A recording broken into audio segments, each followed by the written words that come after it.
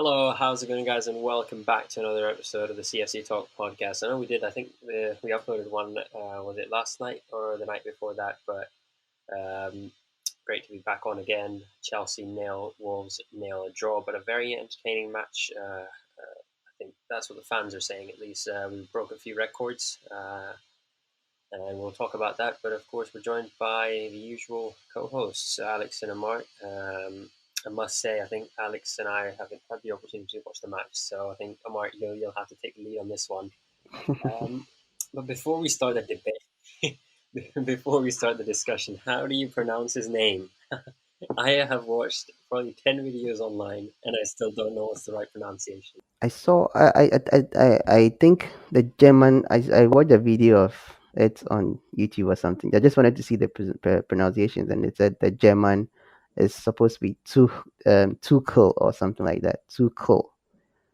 It's the ch is K, but the way It's they too pronounce cool. it, yeah, Tuchel. It's still, yeah. You can also say it's too cool.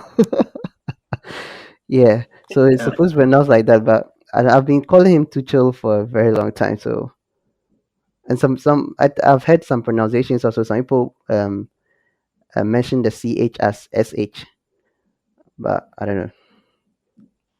Alex, you want to say your FPL name? yes, it's my FPL name is literally and figuratively too cool for school. Uh, because I looked it up yesterday as well after he got unveiled. It's like, well, I need to know how to pronounce his name, and so it's actually Tuchel, not Yeah, Tuchel. I thought it was cool. too. Initially, I had called it Tuchel, so I Yeah, was I was doing the surprised, same thing. and I was very happy to see that it's Tuchel because the memes will be flowing. I mean, there'll be Yeah, plenty of welcome to Chelsea. Oh, yeah. that doesn't work anymore. He Ah, took the 3 points. He took all the 3 points. great discussion. Well, we've got all he knows. We've got our titles for the next 10 weeks of podcasts. So yeah, two cool puns, Yeah. but Um, Overall, what do you guys rate the performance? Amar, you want to go first on this one? Rating the performance of what I think about the game. I mean, just like overall, overall what you thought of the game and your overall opinions on it, basically. Yeah, I think we had a lot of possession, which is good. That I think that's one takeaway of the game. Everybody knows that, and we did very well. I think the first half we had a majority share of possession, and the second half too as well. So we we were good on that front. I think the passing also was like better, uh, not compared to the Luton Town game. The Luton Town game where the passing was okay, but compared to the Leicester game, I think this passing sequence was way better. But I think that the core problem was that we were having possession a lot and we were passing around a lot, but we weren't producing that many chances. And yeah, it's just his first game. He landed a day before the game, so we can't really blame him. I think a little bit of our past issues are still lingering there, so it's just up to him to fix those issues. But the game wasn't. I I think there was a chance the second half that Wolves nearly took all the 3 points. They had a chance, and I've forgotten who the player was, but he tipped it over the keeper, and yeah, but we would have been punished if that went in. Then I wouldn't be saying what I'm saying now, but that didn't go in, so we had possession and nothing really happened. Yeah, I'd like to support you on that argument and say I know the player's name, but sadly I didn't watch the game and I didn't get to watch the highlights. So, I mean, I'll say this one thing. I'll say one thing from the bit of videos that I watched on Twitter, which were just like a few seconds long. I saw that at times I think all 10 of our players were at the Wolves half, and we were trying to press them as much as we can. And one thing I noticed was after the game when I looked at the stats is we had almost 80% of the possession. So um, and they didn't have a single shot on target, so that really made me happy, even though we didn't get the 3 points. But again, yeah, again, as Amart said, he's already come in for 1 day, 2 days, so he needs time to settle in. And it was going to be always a tricky game. I mean, you come in 24 hours, you've got to firstly introduce yourself and get the squad ready. And knowing Roman Abramovich, maybe Tuchel would have only had one game in charge. Um, Alex, your thoughts on the game? I mean, I think most fans would say wasn't the prettiest of performances. Yes, we control most of the possession, but we kind of lacked really any threat for, or at least I mean, I watched. I was watching the game, but not watching the game. If that's even a possible thing, I was making dinner. But yeah, it just looked like we had a lot of possession, not really much any threat until Mason Mount came on. Um, there were some. I mean, both teams had chances. Like I thought Ben Chilwell was. Oh, I think there was one chance particularly in the box where it kind of got squared to him, and he just put it over the bar. He should have been doing way better. And there was just crucial moments where we just weren't really sharp enough. And at the back, we got quite lucky to be honest. Like they're all with one or two chances. Like I think it was Neto that was played through, and he scooped the ball over Mendy, and hit the crossbar, I think. Yeah, So yeah, it was him. that was we were lucky to not have gone down to that. But we also had chances, but we just weren't sharp enough. And it's yeah, I do think that will come with time though. There's definitely, I mean, I was quite impressed to see such a change in, well, not really a change, but like to see us control a game so much, or kind of or I don't know. It's not so much of a change in style, but we definitely had a lot more possession than we normally had, and the fact that Tuchel, sorry, has only It's going to had take some time to it's get going to take going. some time. He's only been here. He was literally he had his first training session 12 hours before this game. So the fact that I mean, we already had seen a little bit of change in 12 hours of him being here. It's pretty impressive, I think. It means we've got stuff to look forward to. I mean, I think a lot of Chelsea fans, it's like getting excited for Chelsea at the moment is a weird prospect because I mean, I don't know.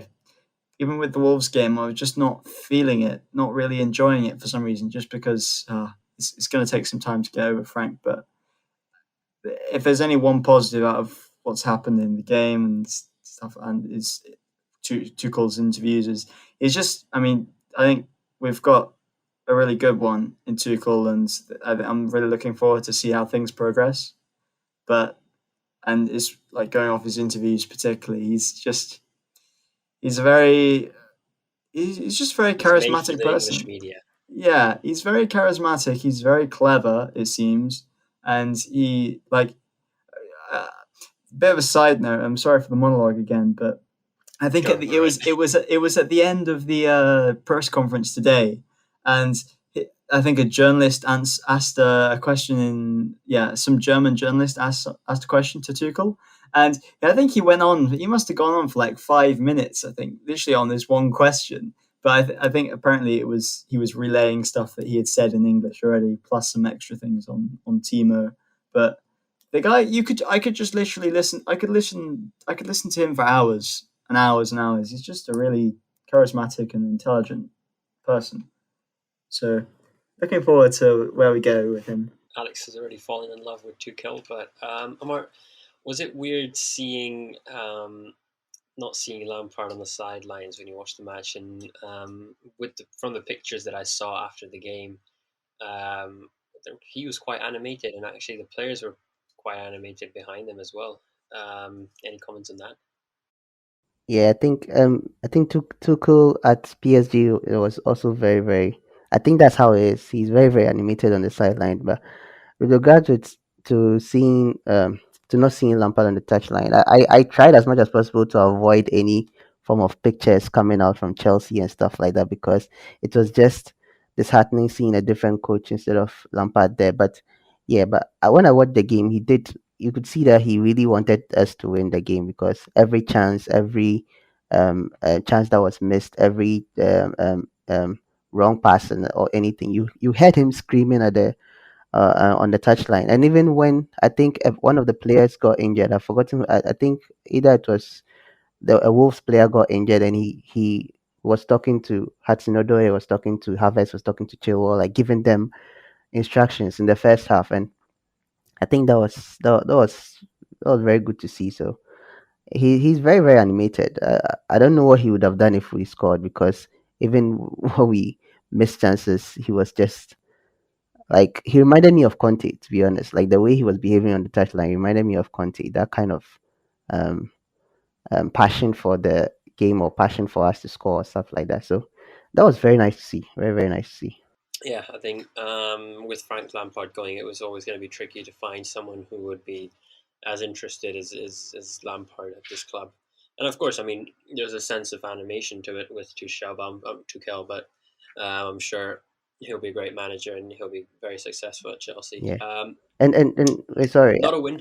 sorry. Like Go for it. I don't see that, and he has to do it because the boots he's coming to fill is very big because you know how we all love Lampard. We love the fact that he loves Chelsea. He's very, very passionate about the club. So if he comes in, he has to also show that kind of passion. He can't just be standing on the sidelines. It will be a very big shift. So the fact that he's doing that is winning a lot of fans over. I'd like to add one little thing on that as well. Is that I mean, Frank Lampard was a very passionate manager, but especially especially when we scored in our big moments. But I think during even in the game, you can just see Tuchel is just he's Yeah, it's like he's trying to direct an orchestra almost. He's just trying. He's he's really active on the bench, yeah, on the sideline, even when we're not scoring. It's like you can really see he's just trying to put it all together and direct, and it's really nice to see yeah. that He someone who he reminds me of cares. that. Like that's why I said he reminds me of Conte a lot because Conte was also like that. So when I saw him doing that, I just remembered Conte's he's stuff on the touchline. I think in the past few years, I've not seen a Chelsea manager as reactive or as animated as Conte. I think the one thing I always remember about Conte is the fact that every time we scored, he would jump into the crowd. Yeah, Um, yeah, I think that's what stood out with Conte. And I feel like if there was a crowd in there and then we scored, I'm sure he would have done the same thing. yeah, Um, yeah, it's great to see that. It's great to see that. Um, Passing, Amart, you said we were better than Leicester and we played better um, than what we were playing in the last few weeks, I guess, and that's why Lampard's job um, came under the sack. But um, is that the right way to go? We saw a bit of the glimpse of the system that he was playing. I think he was using a three at the back. That's what I saw on the formation sheets. Um, and Hudson-Odoi was kind of playing right wing back. What are your comments on that? yeah. It was a bit weird seeing Hudson as at the right wing back position instead of Reece James, but like to be honest, Hudson really really justified his inclusion. He did very very well in the in the whole game. Like he did most of our chances were coming from his end. Like Chilwell wasn't really. I'll say Chilwell's performance yesterday was average, but he was also putting in some good crosses. But like most of the chances were coming from um, um, Hudson's side, and he was beating the Wolves players. He was cutting in, linking very well with Ziyech and linking very well with Havertz on occasions. So he was very very good. Like it was a surprise at the beginning, but he justified his inclusion. So and I think to me he was the man of the match. Mount came on and gave a very very good I think 10 minutes or so. He did very very well. Probably if Mount started, he might give him a run for his money, but um, Hudson did very very well. Like I think he even went close. I think he was the first person. Yeah, I think he was the first player to draw a save from. Um, what was the name of the I've forgotten his name. Patricio, Patricio, yeah, Patricio. Patricio, yeah, Patricio. He was the first. He was the first to draw a save from him. Ziyech took a shot in the first half, but it was an easy, very, very easy save. Like it was directly to him, and he caught it. But with this one, there was a bit of power, and I even thought he had scored, and he was the one showing a lot of like he was creating a lot of chances. So he did very well. He did very well. I don't know whether that'll be the best um, way forward because I don't know. Probably that might be his position, his destined position or something. But I don't know. So let's just see how it goes there. But yesterday it was fantastic. Alex, is this where we see Callum Hudson-Odoi adapt into a new position and become one of the world class right wing backs? Because essentially, I think he was playing a right wing back role, but I didn't think that he was going back at times to defend. Is what I'm hearing, and he was told to try and keep the attack going. And Chelsea, whenever they pressed, he was quite good. So is this a new position for Callum Hudson-Odoi that he could maybe adapt into? Well, I would disagree firstly with those comments on that, or from other fans on him not dragging back enough. There was some. I actually. I mean, what the first Bayern Munich links? I mean, were what I think it was in the sorry. I think it was January 2019, and that was the time where Bayern Munich bought Alphonso Davies. I think I can't remember if that's completely accurate, but what if Bayern Munich saw him as a right wing back and essentially ended up converting? Well, to be fair, it was more of a situation. I think Davies was brought in as a winger, and then they converted him into a wing back or the fullback. But yeah, I mean, I definitely didn't expect him to be played there, but he looked good there. I didn't follow the game much in the first half, but in the second, at least, I think towards the end of the game, I think it was very late on where I think it must have been one of the last before the Havertz header. It was one of the Yeah, last moments of the game where Wolves kind of switched the play over, and it was pretty much it was almost a 1v1 really between it was just the Wolves attacker. His touch kind of let him down, and Cho sprinted back to win the ball and passed and got the ball in or passed it to or kind of got a touch on the ball to give it to Mendy. So he really showed some good tracking back there. yeah, And yeah, it's if this is the way that we get Callum Hudson-Odoi into the team and we play attacking football, and we also manage, if this is the way that we are able to play Pulisic, Ziyech, and Cho all on the wing, then and Havertz, then we got to do it. I mean, he looked good, but Opponents be ready. let's say that it was only Wolves, and Wolves aren't in the best of form at the moment. So against more attacking or more offensively efficient teams, it may not work. But I think we've got to expect these kind of selections from Thomas Tuchel, because at the end of the day, it's what he's known for. He's known for having so many different or systems, being extremely flexible, not having a set 11, and having like essentially a squad or 11 and a half. No, sorry, not 11 and a half.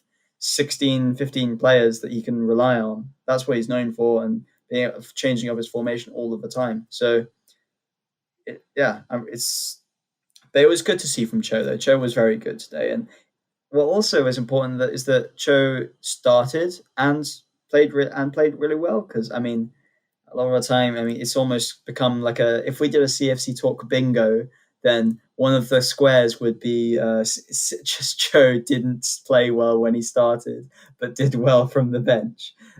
That would be one of our bingo squares. But yeah, he proved us wrong. Oh, he proved our bingo square wrong, and he did really well from starting, which is a really nice progression, and hopefully he keeps that up. I think I agree with you on that one. I think there was a lot of rumors before the team was even announced that it was going to be quite a weird team, or it was going to be a team that no one's going to expect. And I think he even mentioned in the interview that he did before the game that he had only 12 hours to pick the team, so he picked the most experienced guys. And it's great to see. I mean, Callum Hudson-Odoi come into that, even though he's probably one of the younger ones in the team, and and he hasn't had many starts under Lampard. And when he has had starts, it hasn't been the best of starts. So um, yeah, it was great to see him back and play the way that he did. But one player who didn't play enough, I think, Mason Mount. And as Amart said, he gave him a run of his money. The 10 or 15 minutes that he came on. So Alex, is Mount's future in danger? Is this just a resting game for him, and fans are overreacting? And I think we talked about the video that's been circling around on Twitter um, off camera. So your opinions on that? I'll try to keep this one shorter, but Yeah, it's like Tuchel said before the game that he pretty much picked it based on his lineup, based on experience, because he's barely known the squad. He's been at the club, he was at the club, or like as in actually carrying out drills for them. His first training session, 12 hours before the game, pretty much.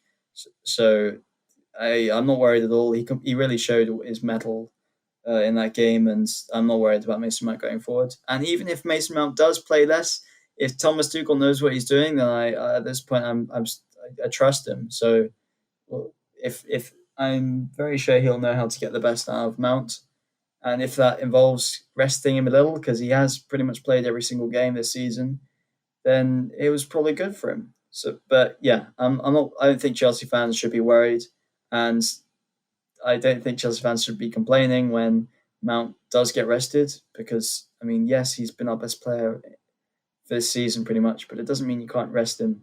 So, yeah, we need to just not, some fans just need to allow it, essentially, allow Mount getting rested. And I think we all saw he proved himself in those 10 minutes. So I'm pretty sure he'll be a starter eventually.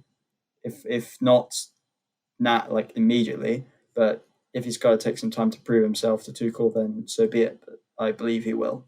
Yeah. Amart, your opinions on Mount not playing in the 10 minutes that he came on? I think you mentioned he gave the runners money, but do you think his future is in danger with Tuchel, or is it just are Chelsea fans being reactionary as always?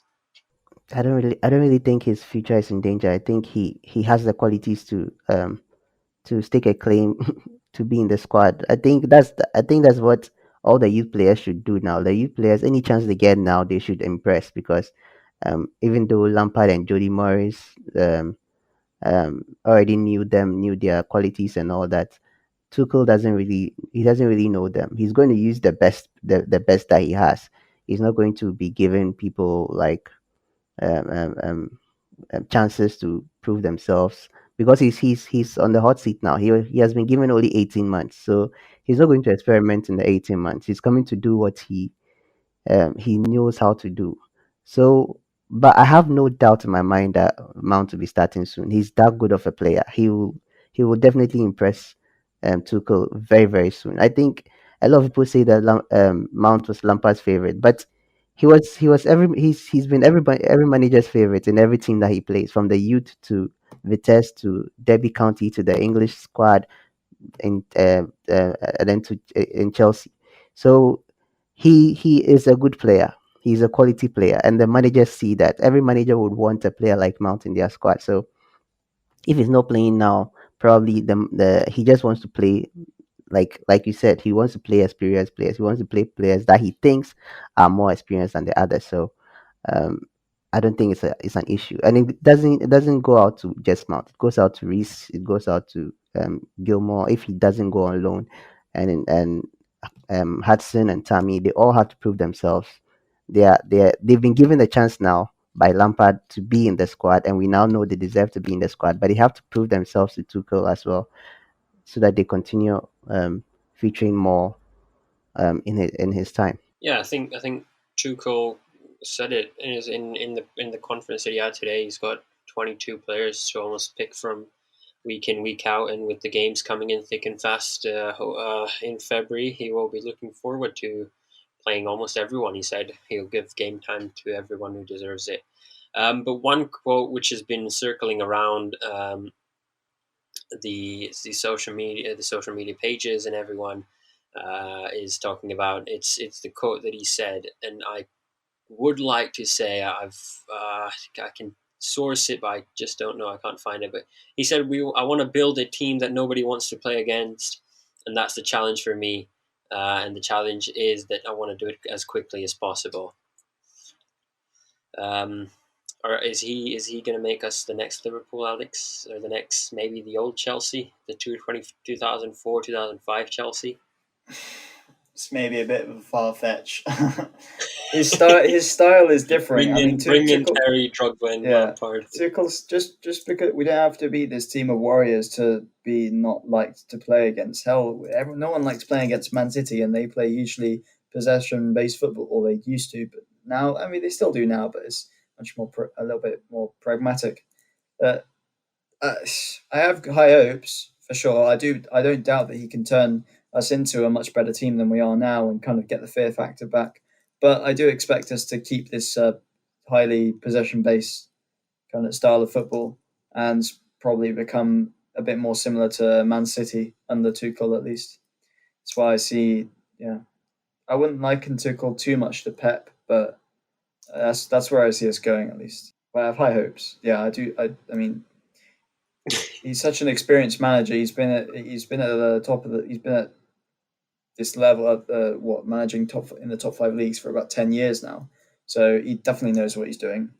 So and I trust him. And I think a lot of Chelsea fans will eventually, maybe not so now because we're still kind of getting over the craziness of this week, but I think we'll eventually come to trust Thomas Tuchel. I think one thing that I realized, and I kind of just kept it to myself, but I think it's fine if I say it out loud. Don't just no one sue me for it. But with Lampard, it was a case of every game we went into, we were scared if we were going to lose or not. And I think if I roll back the clock to Conte being the manager, when you walked into a game, you just knew players would turn up. You just knew that we were going to get a win, especially when we were on that run. With Lampard, even though after that 17-game win streak that we had, and I think, was it Everton we broke it against? I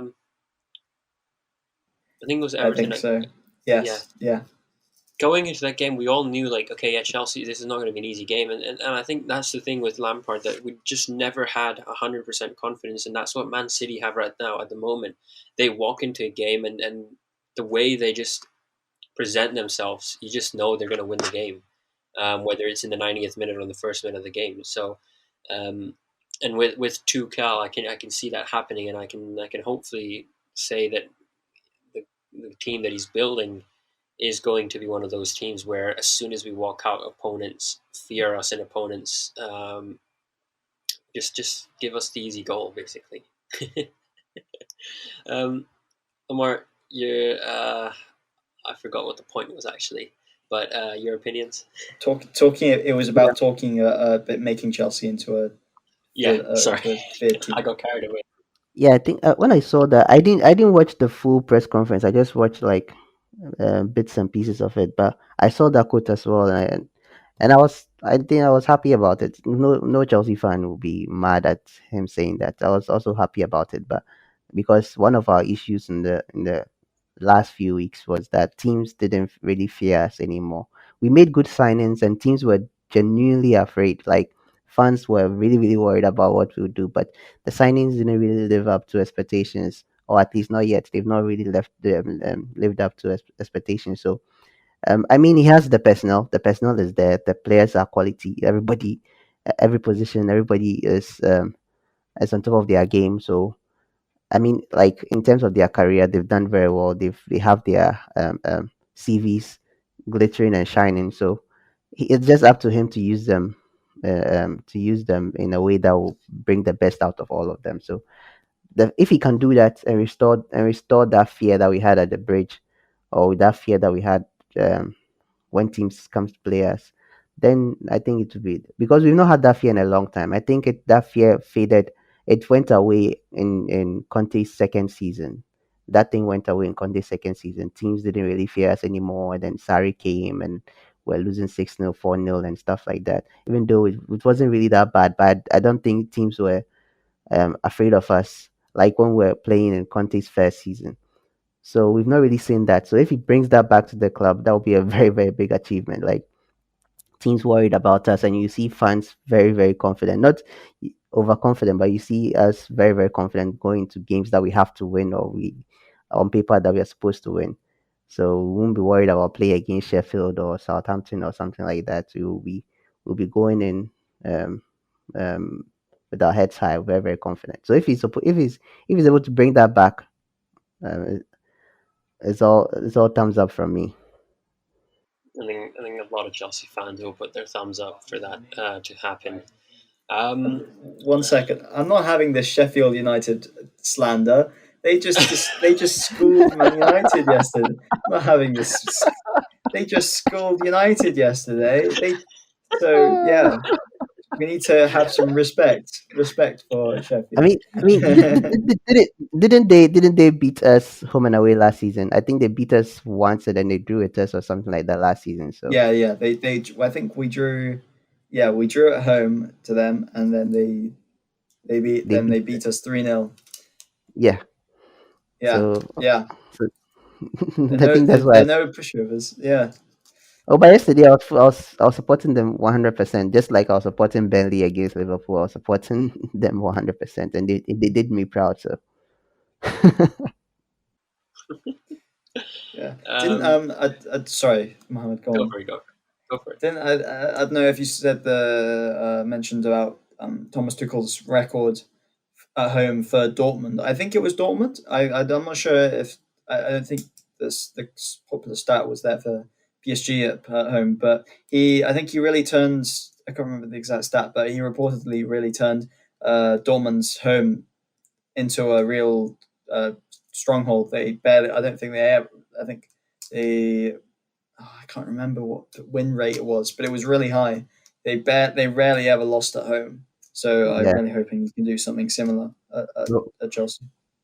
yeah. He did very well. I think with Dortmund, it's very very intimidating even playing at their home with their yellow wall and their the way their stadium is built, and you see the fans all in yellow and chanting and screaming. It's very very difficult. Both stadiums, and that stadium and Bayern Munich Stadium, Allianz Arena, is also very very difficult to play there. So if he managed to do that, he's done well. I think under Klopp as well, they're very very solid at home.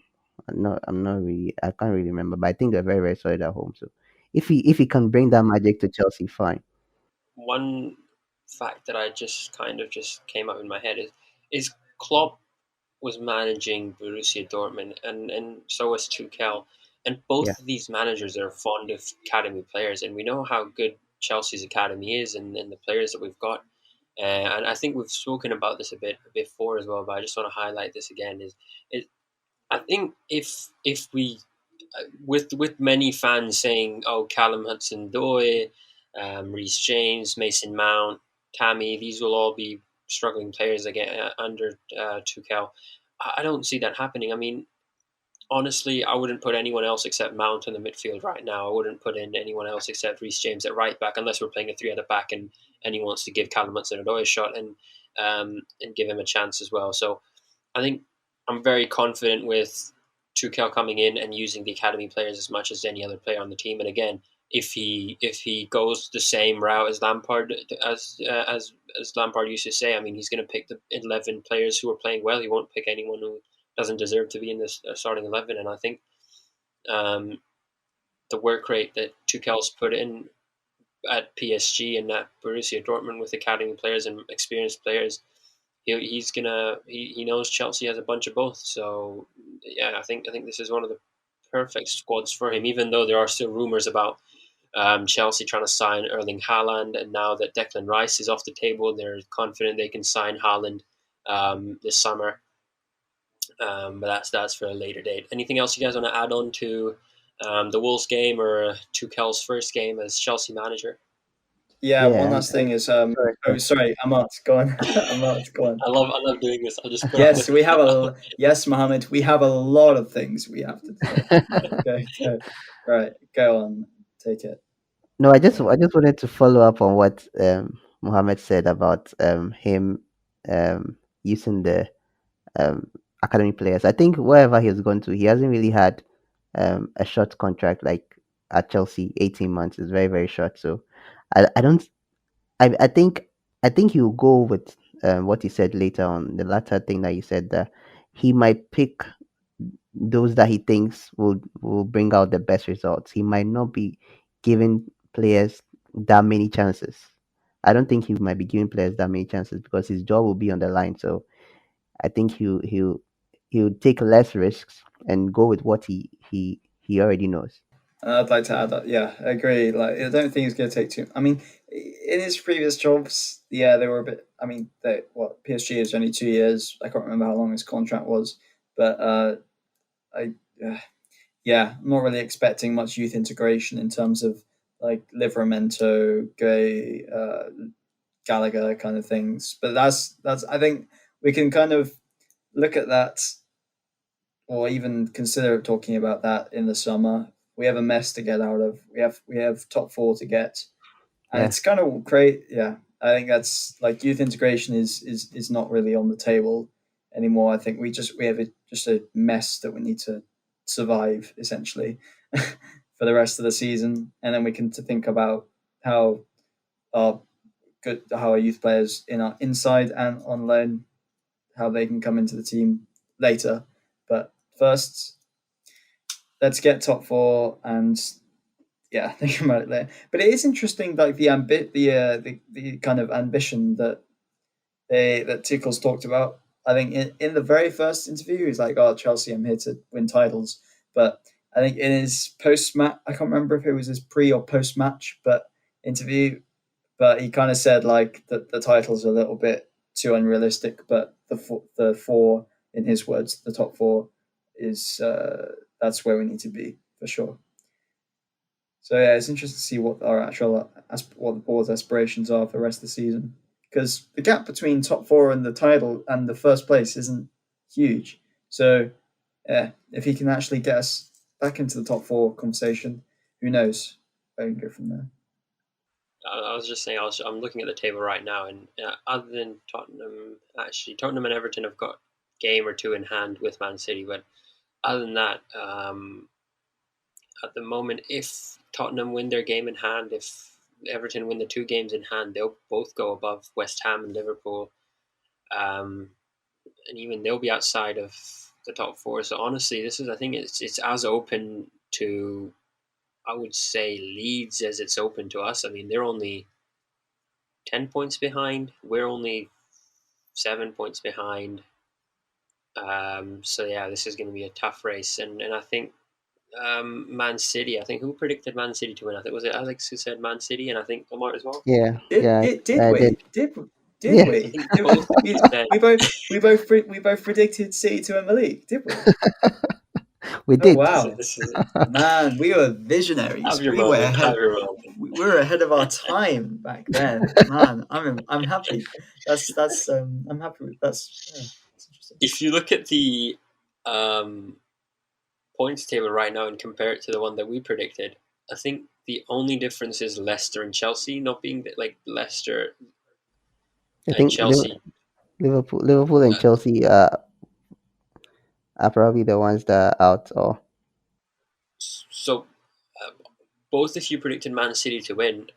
yeah, Chelsea was in the top four, yeah, and both of you, I think, said Liverpool comes fourth. So right Oh, now, if the Premier League ends, you both have got everything right except Chelsea.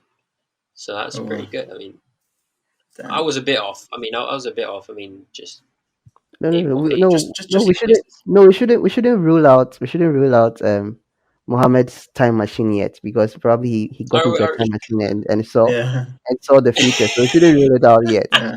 Let's wait and see what Man, happens. if no, Thomas, are we really gonna sit here and say, oh yeah, there's a chance of Chelsea winning the Premier League now?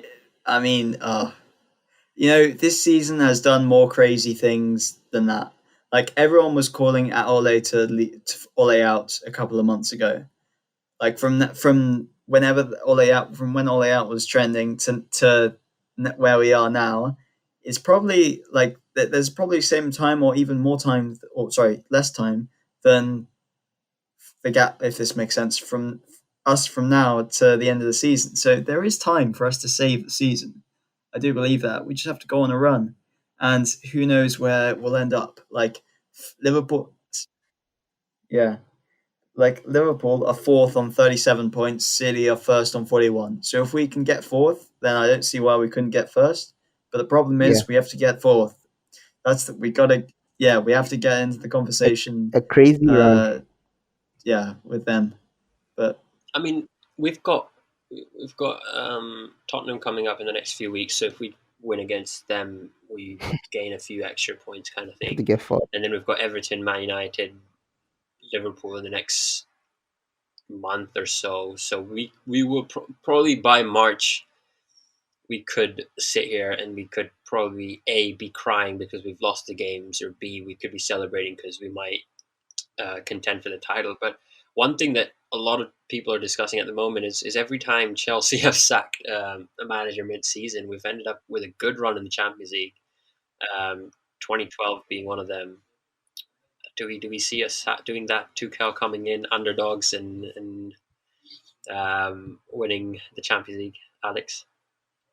You know, we made my hopes of getting past Atletico have definitely raised over the past couple of days, at least. I do think that, I mean, if well, we need to be really tactically on it to do anything against Atletico Madrid. They're on such a fire right now. They're leading La Liga, and we all know how they play. It's going to be really It's going to be a really fascinating game, if I'm honest, because we've got. I mean, we need yeah, we've got a really tactically astute manager, and we need that to really come up with a game plan for how we're actually going to stifle these guys, because that's what they're so good at. They're so good at just frustrating the opposition, Atletico. So we gotta. It's going to be really interesting to see what Tuchel comes up with. But can I just say one last thing on the Wolves game? I know we've drifted away from it a little bit.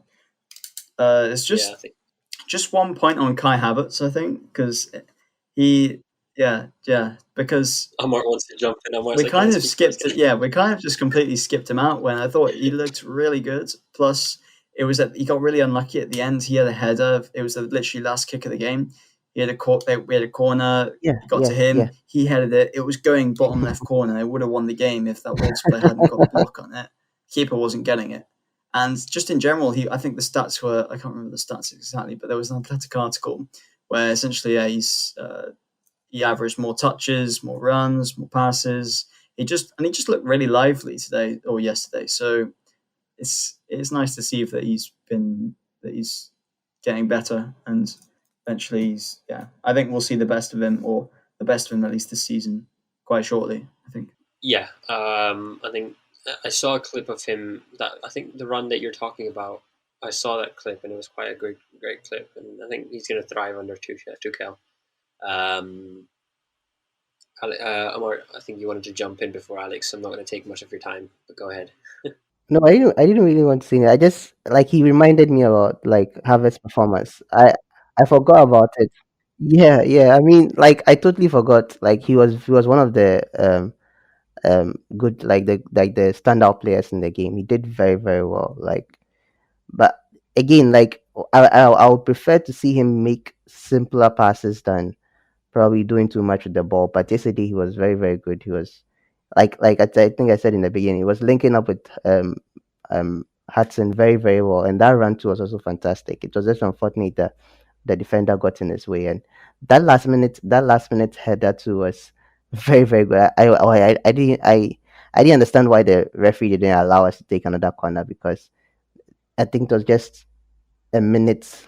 I think it was on the exact minutes like the other time, the last minute. That was when he headed the ball, so he could have just given us that corner to take again. And but I don't know. But it was unfortunate. It deflected from a Wolves defender's head, and then it went off. And then yeah, but he did very well. He did very well. I think him him and Hudson really really did fantastic yesterday.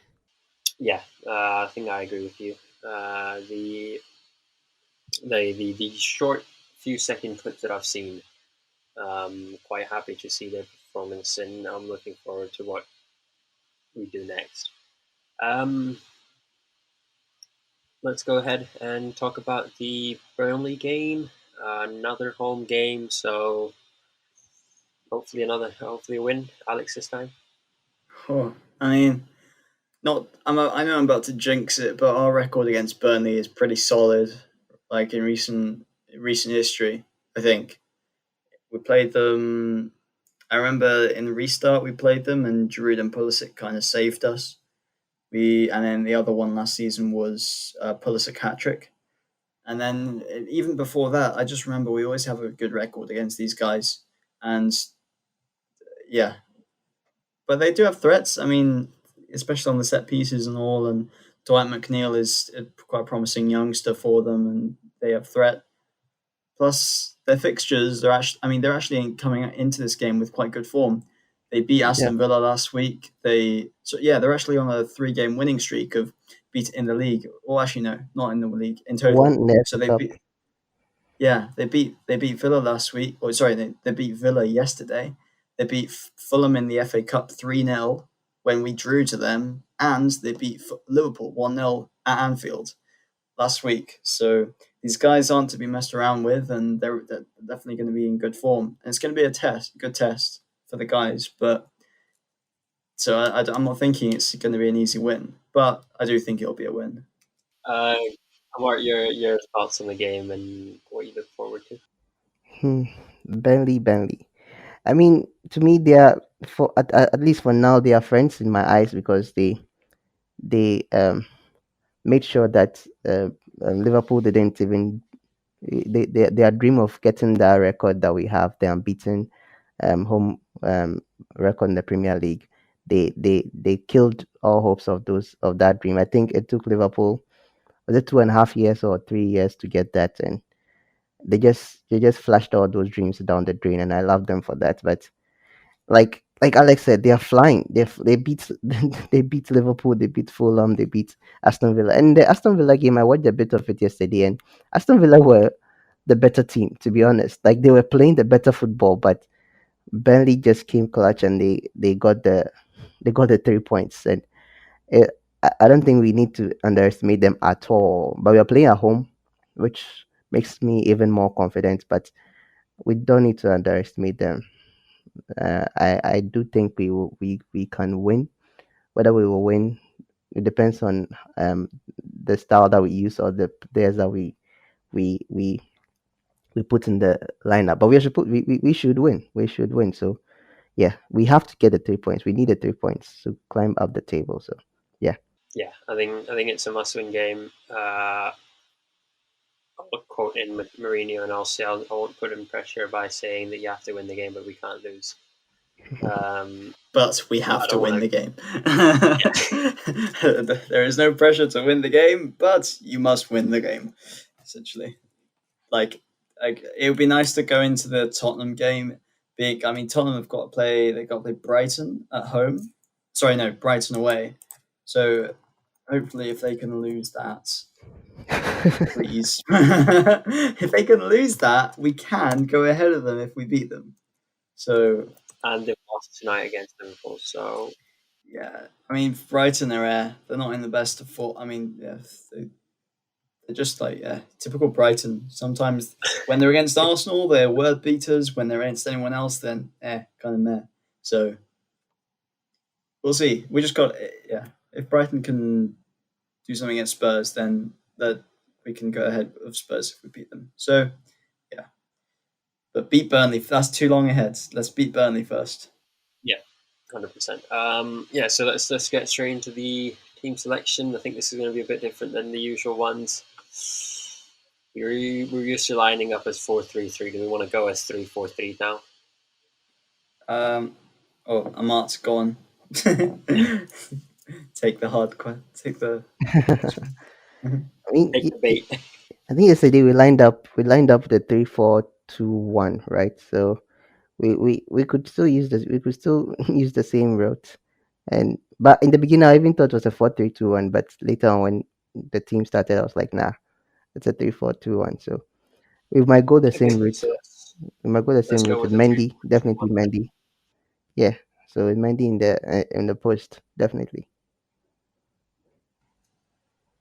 I'll go Mendy as well. Wait, I let thought me let maybe me Kev.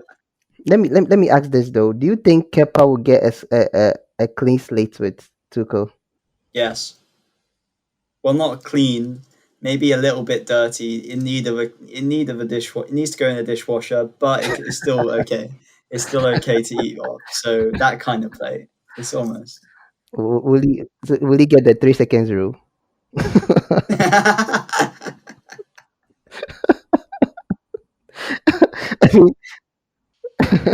I mean, Tuchel can just pick it up and be like, no, it's still good. It's still good. I'll use him. So No, honestly, I think Pre-season.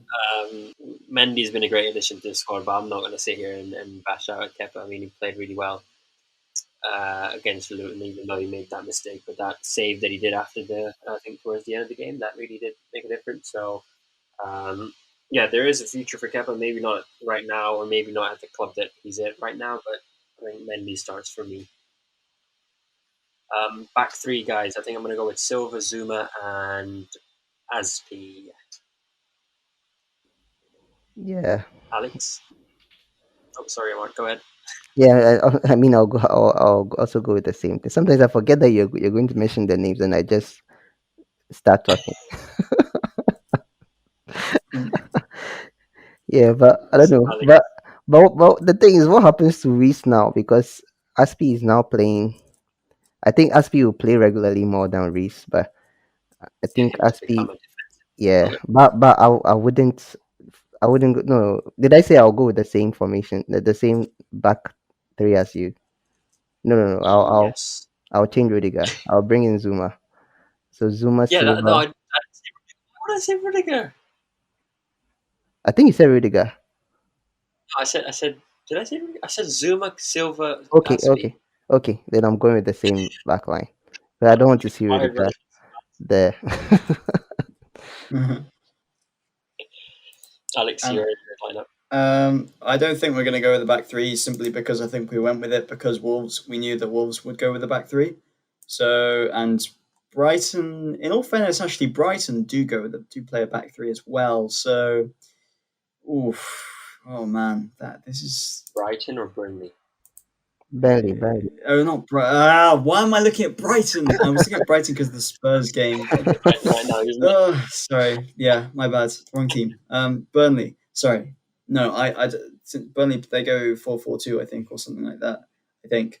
So I think we'll go the back four, and I'll go with James. I hope at least James, Thiago Silva, Rudiger, and Joel. I think.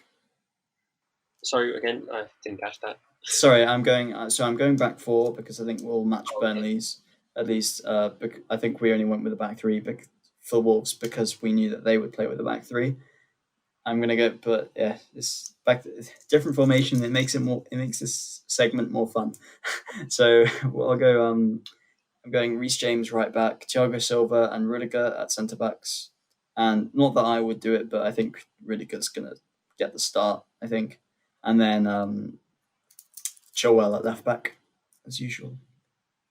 Okay. I guess our four midfields, Amart, you can go ahead. Yeah, with the the midfield. If I'm going to stick with the 3-4-2-1, then I'll go with the same. No, not the same one. If I don't know, but it's Kante fit. He trained. He trained today. I saw some Yeah, pictures of him. he was in training today. Okay, then Yeah, I'll probably go with Kante, and that's hard. Kante and Mount. Kante and Mount. At least for me, I don't think that's what will happen, but at least for me, I'll go with Kante and Mount, and then Chilwell and Hudson-Odoi.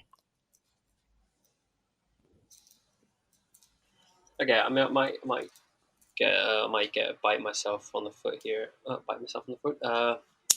how do you bite your foot? I don't know. No, I think it's flexible like that. So Yeah. It's 2 in the morning. It's almost 2 in the morning, and I've had a long day. So, I'll go with Reece James, Mason Mount, N'Golo Conte, and Ben Chilwell. Alex, yours. I'm going. I'm thinking it's going to be a. Oh, this is hard. I think it'll be. I think it'll end up being 4-2-3-1. So I'm going to go with. Well, let's. I'm going to go Kante. I think it'll be Kante Kovacic. I would go Mount, of course, but I think it'll be Kante Kovacic, and then Havertz at 10, and then yeah, get my whole midfield out of the way and say that it'll be Ziyech on the right wing and Pulisic on the left. yeah, And then just to kind of finish it off, I'll go oh Burnley. I'll go Timo Werner at top. Yeah, Okay. yeah. Okay, so because I'm going with a 3-4-2-1, the two up in front, I would put in Kai Havertz. Okay, this is going to be okay. Kai Havertz, and then I've got to put in maybe. Okay, who? So Pulisic, maybe. Pulisic can have a try in there, and then maybe Timo Werner up top. Amart, your front three essentially are like a 2-1 in the front. Yeah, I'll go with Ziyech, Havertz right behind Timo Werner and number 9 position. So yeah, Okay, so you're going two up top. no. I'm playing a. I'm going with the 3-4-2-1 formation. So Ziyech and Havertz will be behind Timo. Okay. Oh yeah, okay, that makes sense. Yeah, it's a bit confusing, guys. I think bear with us. We're getting used to this as much as you are. I think. Yeah, I think predicting lineups. Sorry to interrupt. I think predicting lineups are going to be. I mean, if we thought that it was difficult in Lampard's times, I think it's going to be pretty almost impossible for Tuchel because he doesn't use a proper 11 normally. He just he definitely relies more on his squad and likes to change things up. So Yeah, it's going to be really difficult to predict lineups. but to be fair, I enjoy it like this because I remember I used to say that Lampard should go back to that style that he had last season of switching up the formation depending on the opponents that we played. So if Tuchel is going to do that, then I'm all for it. I prefer we play that way. It better suits the team, in my opinion. Yeah, I agree. To keep us unpredictable, Yeah. yeah, it's a good thing. Yeah, I think it'll be confusing. It'll be confusing to start with. I think it was the same with Lampard because we didn't know the formation that he'll go every game. Um, but I guess as we move on, I think we'll get more confident with the style of play that Tuchel likes. So for now, you're going to have to bear with us going with different formations.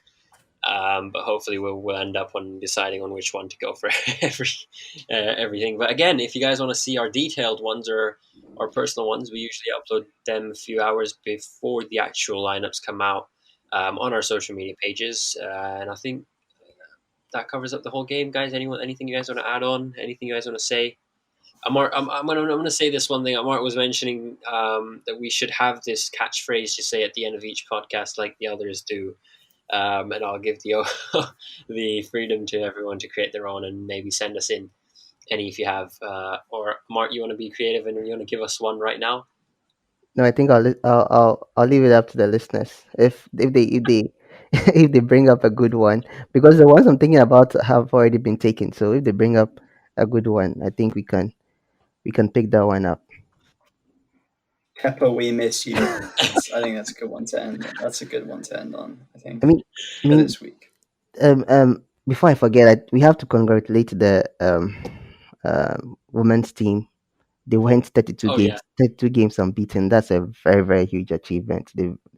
They were fantastic in yesterday's game. I didn't watch the game, but I watched the highlights, and yeah, they were fun. I think when our game ended, they were in the sec. They were halftime. They were halftime or something. So I didn't even watch it. I just watched after the game, and I watched the highlights. They were fantastic. I mean, they don't disappoint. They always do well. I think yesterday, after that, I had a small discussion with a friend of mine about what if Emma Hayes was given, but probably that's a different discussion. We were just discussing about what if she can handle the men's team in the future. I was like, it went in so many directions. But yeah, congratulations to them. This is a fantastic achievement. yeah. It's been all over Twitter and it's been all over social media. Um, I don't really watch the women's game, but I do kind of follow it, just the news around it and just the results. So yeah, congratulations to the women's team. I mean, incredible 32 game win streak, and maybe they can even go as far as the 84. Is it the 84 that we've got the men's team? Well, Um, 84 is the 84 no. I at home. think 84 is the home. 32 is Yeah, this 32 is in it's all it's over. competitions. Yes, in all so competitions. Yeah. It's mad. I mean, yeah, it's great. Anyways, to have a win streak. I mean, we had a 17-game win streak, but look how that ended up. I think that covers everything, guys. Yeah, I think so. Yeah.